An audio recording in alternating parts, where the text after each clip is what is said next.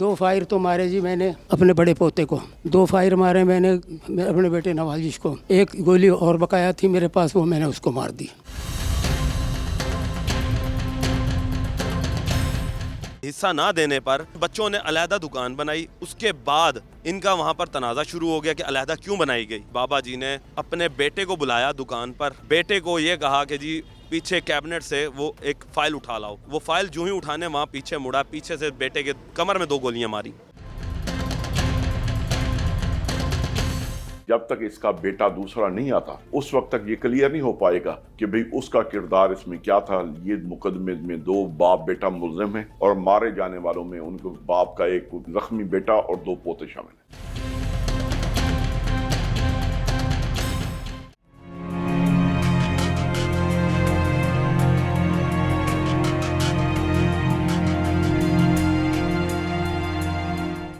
जब होता है जुर्म, इस जुर्म की खुलती है एक फाइल।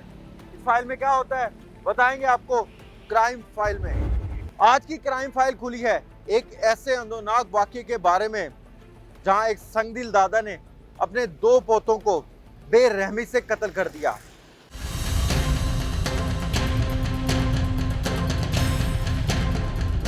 नाज़रीन, इस वक्त हम आपको लेके चलते हैं उस संगदिल दादा से मिलवाते हैं जिसने अपने पोतों को जो है वो बेदर्दी से कत्ल कर दिया है, और उससे पूछते हैं कि आखिर ये सारी वारदात उसने की क्यों। अच्छा, क्या नाम है आप? मुंसिफ अली। अच्छा, मुंसिफ, नाम मुंसिफ है आपका, और ये मुंसिफाना काम किया आप? बात यह है 4-5 साल से मेरे बेटे पोते मेरी सारी जायदाद अपने नाम करा ली और सारे रकम ले गए निकाल कर।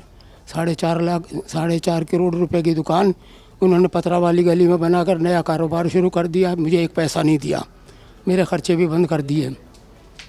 जो वादा था उनका जनवरी में 28 तारीख को पैसे देने का, वो भी उन्होंने साफ इनकार कर दिया। कोई पैसा हमारे पास आपके लिए नहीं है। मेरे पास जो भी रकम थी वो खर्च हो गई। मुझे बकाया ज़िंदगी के लिए मुझे अपनी ज़िंदगी गुजारने के लिए कुछ पैसा तो चाहिए था ना। उन्होंने एक पैसा देने से भी इनकार कर दिया और सारी जायदादें अपने नाम करा ली, प्रेशर दे के, ज़्यादतियाँ कर करके। और सारी कत्ल का मंसूबा कैसे बनाया ये बताएं। बात यह है 6 महीने के बाद इन्होंने 10 लाख रुपया देना था। मैंने उसको टेलीफोन किया, जी 28 तारीख हो गई है, 10 तारीख आपने 10 लाख रुपये देने थे, वो दे दो, मुझे बहुत ज़रूरत है, पैसा है नहीं मेरे पास। उन्होंने कहा जी मेरे पास आपके पास कोई पैसा, मेरे लिए आपके पास कोई पैसा नहीं है।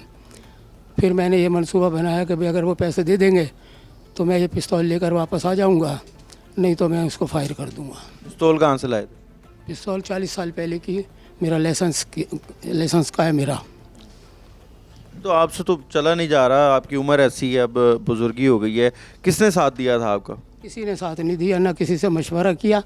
ये सारी जो ज़्यादतियाँ हैं, सारे जो मुझे बर्बाद करना है, मुझे बर्बाद किया इन लोगों ने। नहीं तो पोतों का क्या कसूर था? बेटे से था ना मसला? नहीं, पोतों से था मसला। बेटे को तो खामोश कर दिया था उन्होंने, कहा जी आप ना बोलना, हम इनसे खुद निपट लेंगे।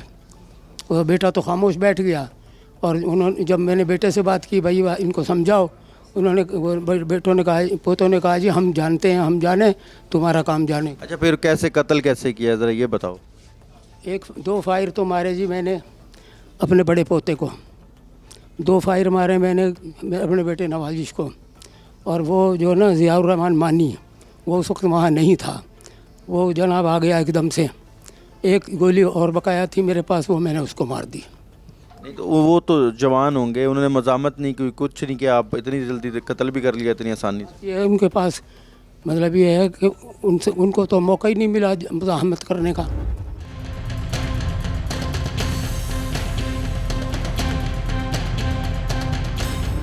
नाज़रीन, कातिल मुंसिफ अली के रिश्तेदार हमारे साथ मौजूद हैं, उनकी बरादरी है, उनसे पूछेंगे। जी ये बताएं कि ये जो मुंसिफ अली हैं, पहले भी कोई तनाज़ात चल रहे थे आपके वहाँ पर रिश्तेदारों में, इनके हवाले से, बरादरी में, इनके अपने घर में, और जब ये वाक़या पेश आया आप लोगों को कब इल्म हुआ, कब पता चला, और क्या आप लोगों पर गुजरी? जी देखें, जायदाद के मामला तो हर ही बिरादरी के अंदर होते हैं और वो चल रही होते हैं, उन्हें बैठ के खुशनुबी से ही सॉल्व किया जाता है। मगर यहाँ पर तो कुछ और ही सिस्टम था कि जो तनाज़ा यहाँ पर चल रहा था वो एक बड़ा मुख्तलिफ था कि ये बाबा जी जो थे ये मेहनत करते थे, अपने इनके जो पोते जो थे वो इनका बहुत एहतराम किया करते थे। मगर अब जो पोते कमाते थे तो ये बाबा जी जो थे ये तमाम रिश्तेदारों में अपने जो बेटे थे और दो उनमें भी डिस्ट्रीब्यूट कर देते थे। पोते क्या किस चीज़ का कारोबार? इनका चादर का काम था, हाँ, तो कपड़े का काम था।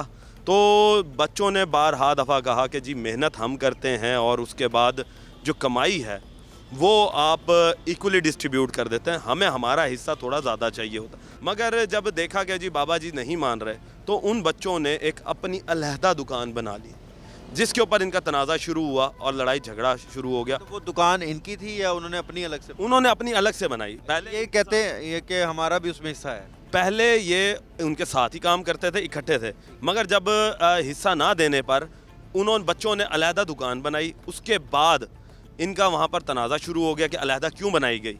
अब जाहिर सी बात है वो बच्चे मेहनत कर रहे हैं तो सारा पैसा भी उनके पास आना शुरू हो गया। तो वहाँ से तनाज़ात शुरू हुए। तनाज़ा शुरू होने के बाद हमें फिर एक दिन पता चलता है कि जी बाबा जी ने अपने बेटे को बुलाया दुकान पर। पहले इन्होंने घर मीटिंग बुलाई मगर वहाँ पर कोई चीज़ हल नहीं हो सकी, फिर इन्होंने दुकान पर बुलाया। दुकान पर बुलाने के बाद इन्होंने बेटे को ये कहा कि जी पीछे कैबिनेट से वो एक फ़ाइल उठा लाओ। वो फ़ाइल जो ही उठाने वहाँ पीछे मुड़ा, पीछे से बेटे के कमर में 2 गोलियाँ मारी और उसी का बेटा जो इनका पोता था वो साथ ही मौजूद था। उसने फौरी तौर पर अपने बाप को बचाने के लिए जो वो आगे आया 2 गोलियाँ उसे मार दी। इतने में पता ये चला जो दूसरा पोता अपने घर, उनके घर भी गली के दुकान के बिल्कुल साथ ही था, तो वो वहाँ से भाग कर आया कि मैं अपने बाप को और अपने भाई को देखूं। जो ही वो पहुँचा इसने उस्मानी नाम के जो लड़का था उसे भी गोली मार दी।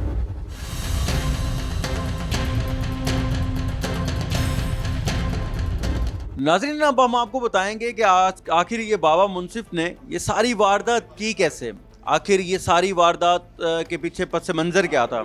इस हवाले से बात करने के लिए हमारे साथ मौजूद हैं जनाब DSP सर्कल हरम गेट इब्राहिम दरीशक साहब। सर आपका बहुत शुक्रिया हमें वक्त देने के लिए।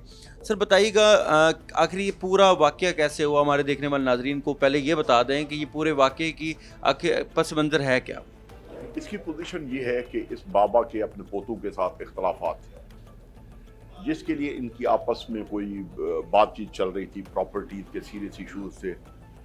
तो इससे बाबा खासा रंजीदा था।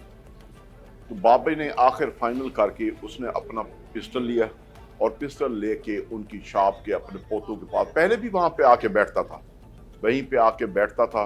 पहले वो बकौल इसके कि मेरे साथ उन्होंने वादा किया कि 6 महीने के बाद आपको पैसे दे देंगे। तो मैंने उनसे उस चीज़ का तकादा काफ़ी देर करता रहा, लेकिन उन्होंने मुझे इसके हवाले से किसी किस्म का कोई रिस्पॉन्स नहीं दिया। फिर अल्टीमेट जो है, फिर मैंने पिस्टल अपना साथ लिया, मैंने प्रोग्राम बनाया कि भाई आज जाके फाइनल इनको करूँगा। अगर इन्होंने मेरे साथ कमिटमेंट पूरी नहीं की तो मैं भी उसको मंतकी अंजाम तक पहुँचा दूँगा। तो सबसे पहले वहाँ पे बैठे हुए इसने अपना तकादा किया रकम का या बातचीत की। जब वो इनकी आपस में सुलह सफाई ना हो सकी तो इसने सबसे पहले अपने एक पोता और एक का बेटा जो वहाँ पे शॉप पे मौजूद थे उस पे इसने अपने पिस्टल से फायरिंग शुरू कर दी। जब वो दोनों जख्मी हो गए तो उसके बाद एक पोता जो इसकी शॉप कुछ दूर थी, जब उसको पता चला कि भाई ऐसा इशू है, नज़दीक कोई अपना साथ ही दुकान है, तो उसी फायरिंग की आवाज़ सुन के जब वो वापस आके पहुंचा, जब वो दुकान के बाहर ही खड़ा था तो इसने बाकी गोलियां उसी पे चला दी। अच्छा दृश्य साहब ये बताएं, जो बाबा जी की बज़ाहिर उनकी अपीयरेंस लग रही है वो चलने से भी थोड़े मसाइल हैं उनके, अब वो क्या अभी तक इन्वेस्टिगेशन में सामने आया कि ये अकेले ही वारदात करने वाले थे या इनका कोई जो है यहाँ पर साथी भी था, इनका कोई सहूलतकार भी था? उसकी वजह ये था कि जहाँ जिस रेडियस में वो बैठा हुआ था वहाँ पे तो वो अकेला भी कर सकता था, लेकिन हमारा नहीं ख्याल, इस वजह से इसके बेटे के खिलाफ ही एक पर्चा दर्ज है जो अभी तक मफरूर है। बाबे को हमने असले समेत और तमाम वेपन और हर चीज़ जो है मौके पे कार्डन करके कब्जा पे ले ली, लेकिन जब तक इसका बेटा दूसरा नहीं आता तो उस वक्त तक ये क्लियर नहीं हो पाएगा कि भाई उसका किरदार इसमें क्या था। ये मुकदमे में 2 बाप बेटा मुल्ज़िम हैं और मारे जाने वालों में उनके बाप का एक बेटा और 2 जख्मी बेटा और 2 पोते शामिल।